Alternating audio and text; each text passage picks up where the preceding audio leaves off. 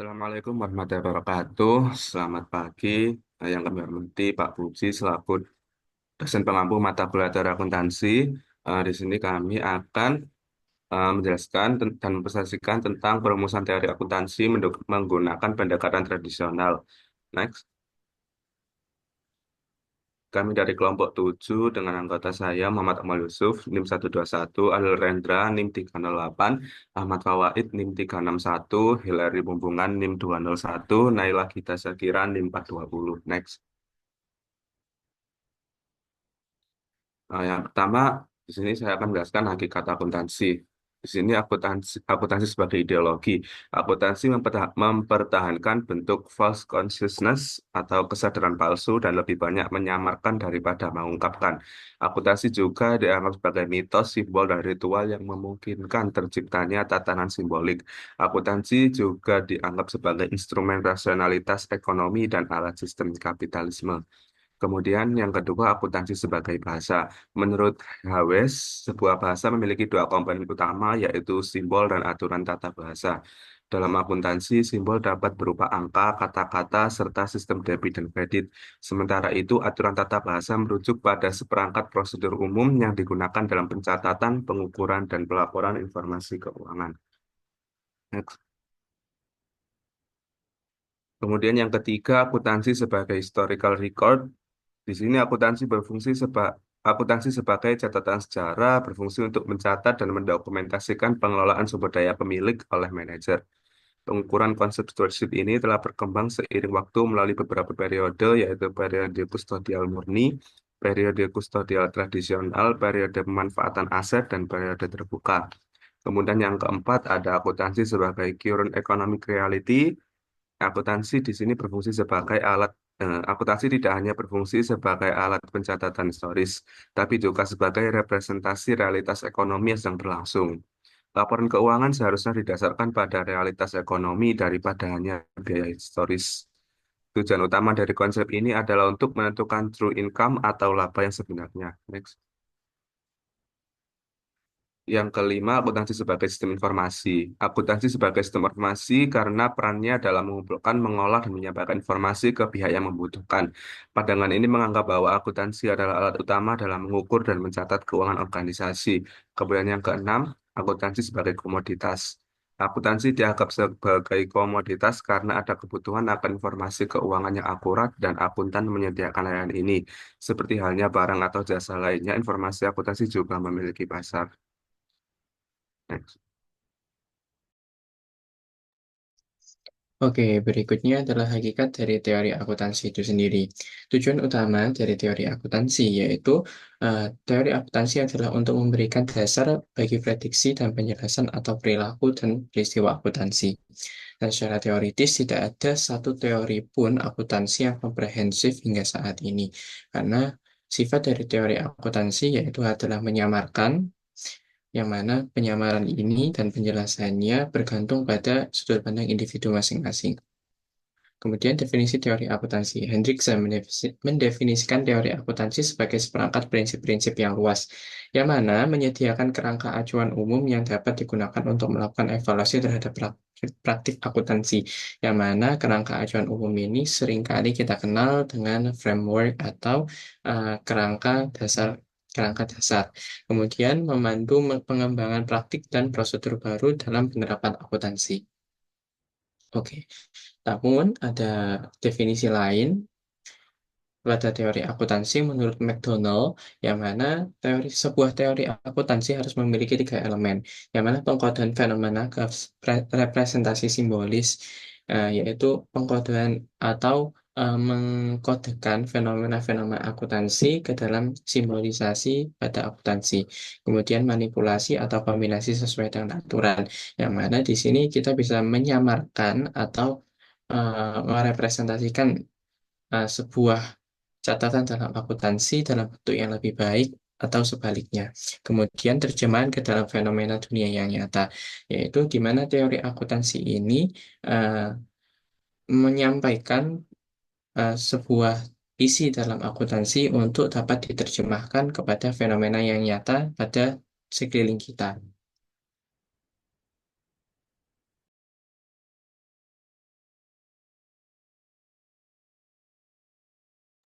Baik, selanjutnya adalah penyusunan dan verifikasi teori. Buku Teori Akuntansi karya Ahmad Rayhi Bilkauli merupakan sumber komprehensif yang membahas berbagai pendekatan dalam penyusunan dan verifikasi teori akuntansi. Nah, di dalam buku Bilkauli ini sendiri, beliau menekankan terkait pentingnya konstruksi teori akuntansi yang memerlukan justifikasi atau penyangkalan terhadap praktik-praktik akuntansi yang ada. Nah, pendekatan tradisional ini menganggap konstruksi dan verifikasi teori sebagai hal yang sinonim. Namun, dalam dekade terakhir, muncul pendekatan baru dengan proses verifikasi yang berbeda. Tujuan utama dari pendekatan ini adalah mengembangkan kerangka konseptual bagi praktik akuntansi yang konsisten dan relevan. Nah, hal ini sendiri melibatkan pendefinisian dan pemilihan tujuan akuntansi serta laporan keuangan, penggambaran elemen-elemen laporan keuangan, atribut-atributnya, dan penentuan satuan ukur yang tepat untuk digunakan. Next. Kemudian, selain itu, Bekauli juga membahas tentang pentingnya standar akuntansi yang relevan. Standar ini memberikan informasi mengenai posisi keuangan, kinerja, dan pengelolaan perusahaan kepada para pengguna informasi akuntansi. Informasi tersebut dianggap jelas, konsisten, andal, dan dapat diperbandingkan. Standar akuntansi juga menyediakan pedoman bagi para akuntan publik dalam melaksanakan audit dan memastikan validitas laporan keuangan. Selain itu juga, standar ini memberikan basis data bagi pemerintah terkait variabel-variabel penting dalam perpajakan, regulasi perusahaan, perencanaan ekonomi, serta pencapaian efisiensi ekonomi dan tujuan sosial.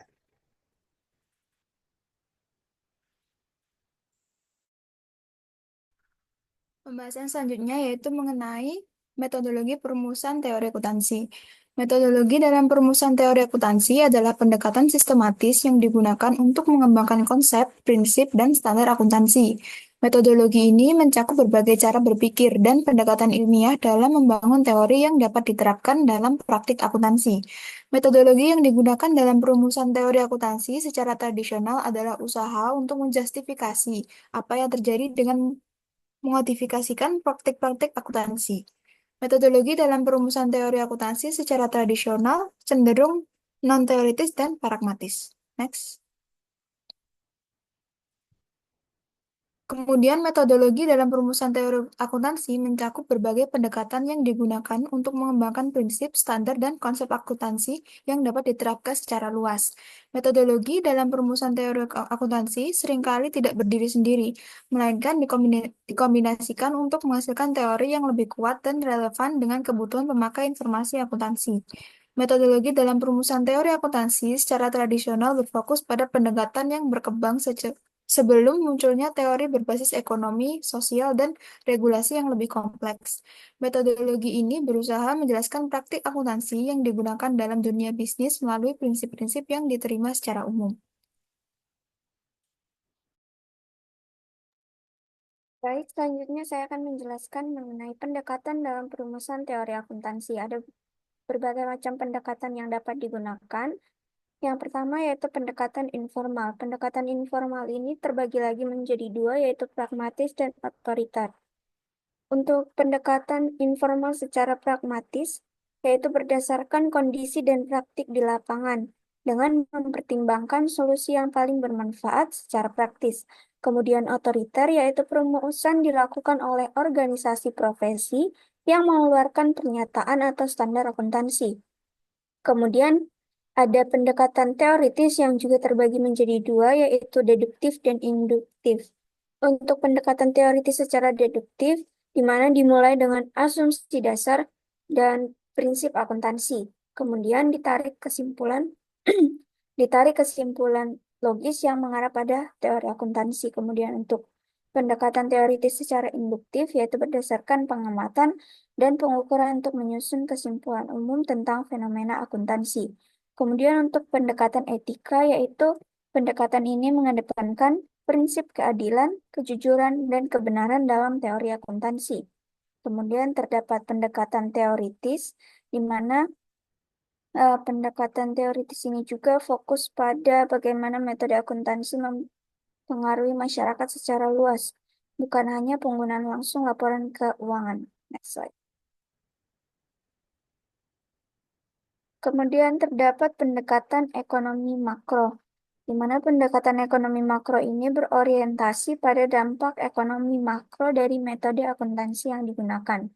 Kemudian untuk pendekatan komunikatif, yaitu akuntansi dipandang sebagai sistem komunikasi yang dimana menyajikan informasi untuk pengambilan keputusan.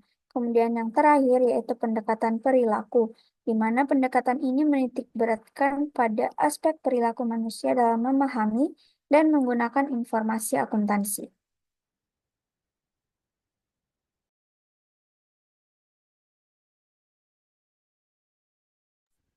Baik, selanjutnya adalah pendekatan selektif untuk perumusan teori akuntansi. Pendekatan selektif dalam perumusan teori akuntansi merupakan kombinasi dari berbagai metode tradisional seperti pendekatan deduktif, induktif, etis, sosiologis, dan juga ekonomi.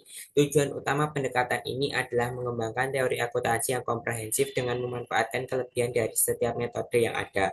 Yang pertama yaitu pendekatan deduktif dimulai dengan menetapkan prinsip atau asumsi dasar, kemudian menurunkannya menjadi aturan dan standar akuntan spesifik. Proses ini itu bergerak dari hal yang umum ke khusus, memastikan bahwa praktik akuntansi konsisten dengan prinsip-prinsip yang telah ditetapkan. Yang kedua adalah pendekatan induktif, berfokus pada pengamatan terhadap praktik akuntansi yang ada dan pola-pola yang muncul. Dari pengamatan ini, teori dan prinsip akuntansi disusun bergerak dari hal yang khusus ke umum. Kemudian pendekatan etis, menekankan pentingnya nilai-nilai moral dan etika dalam praktik akuntansi. Dalam pendekatan ini, konsep seperti keadilan, kewajaran, dan kebenaran menjadi dasar dalam perumusan teori akuntansi untuk memastikan bahwa informasi yang disajikan tidak bias dan dapat dipercaya. Next.